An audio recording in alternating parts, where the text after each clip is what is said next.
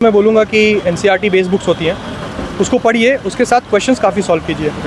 तो मेरे लिए घटना चक्र की बुक मैं सबसे ज़्यादा प्राथमिकता दूंगा उसको। Welcome to UPSC live 23 guys. आज हम बीपीएससी भवन के गेट पे, तो आज हमारे सामने एक एस्पिरेंट है जो भी बीपीएससी का इंटरव्यू देके आए हैं। तो सर से आज पूरी बुक लिस्ट, पूरी स्ट्रेटजी और किस तरीके से यूपीएससी के अटैच रहते हुए बीपीएससी की सर ने कैसे तैयारी की और उसके बाद सर के इंटरव्यू में किस तरीके से क्वेश्चन थे, तो पूरी जानकारी जानेंगे। तो सर सबसे पहले अपना नाम और आप किस मीडियम से आते हैं सर, एजुकेशनल बैकग्राउंड। जी, सबसे पहले तो धन्यवाद। तो मेरा नाम हुआ विराज मिश्रा, मैं इंग्लिश मीडियम से था। मेरी बैकग्राउंड है civil engineering from Jadavpur university और मैं 2020 से सिविल सर्विसेज की तैयारी कर रहा हूँ और बीपीएससी में ये मेरा सेकंड अटेम्प्ट था और first means and first interview. Okay sir. Sir आप कहाँ से आते हैं सर, ये बिहार से हैं कि किसी अदर स्टेट से? जी, मैं बॉर्न एंड ब्रॉट अप हूँ आसनसोल वेस्ट बंगाल का और यहाँ नेटिव प्लेस है मेरा मधुबनी बिहार।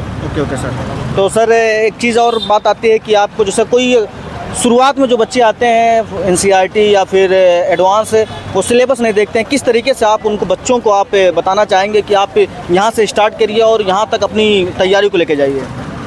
जी, सबसे पहले तो मैं बोलूँगा कि एनसीईआरटी बेस्ड बुक्स होती हैं, उसको पढ़िए, उसके साथ क्वेश्चंस काफ़ी सॉल्व कीजिए।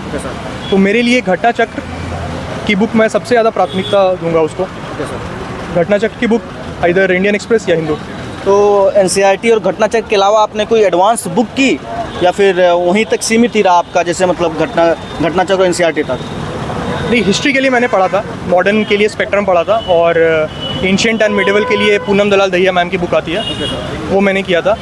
बाकी सब के लिए मोस्टली एनसीईआरटीज़ ही थे और घटना चक्र ही था, वो सफिशिएंट है। तो आपने जो कोचिंग मतलब ली या फिर सेल्फ स्टडी की या फिर किसी के गाइडेंस में रहे, क्या कोई चीज़ आपको कहाँ से हेल्प मिला आपको बीपीएससी के लिए और कहाँ से मोटिवेशन मिला? जी, मेरा सेल्फ स्टडी ही था मोस्टली 80%। मेंस के लिए मैंने आईएएस कॉरिडोर में कोचिंग किया था और जो मेंस आंसर राइटिंग और ये सब करवाए थे।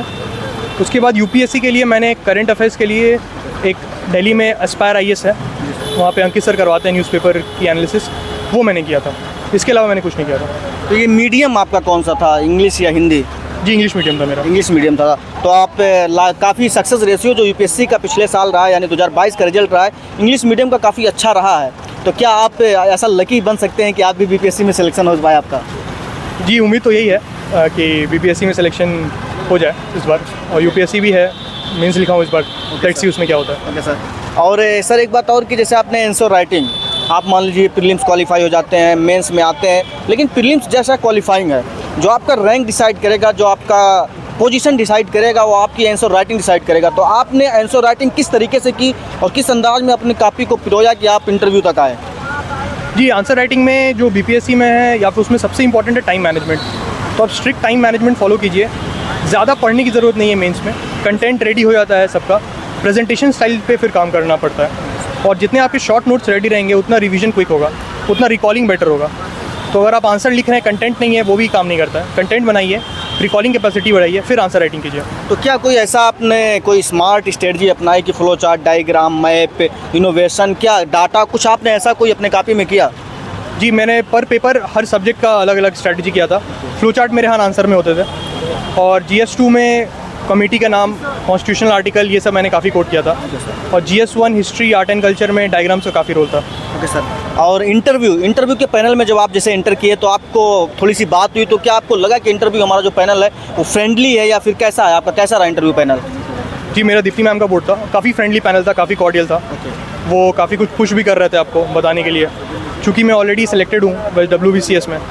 तो वहाँ पे उन्होंने जो क्वेश्चन है वो पूछा कि क्यों आप आना चाहते हैं बिहार में, क्या काम करना चाहते हैं यूपीएससी के बारे में, और बहुत सारे अटेम्प्ट्स ये डिफरेंट एरिया से, जैसे आदित्य L1, IT सेक्टर क्यों नहीं है।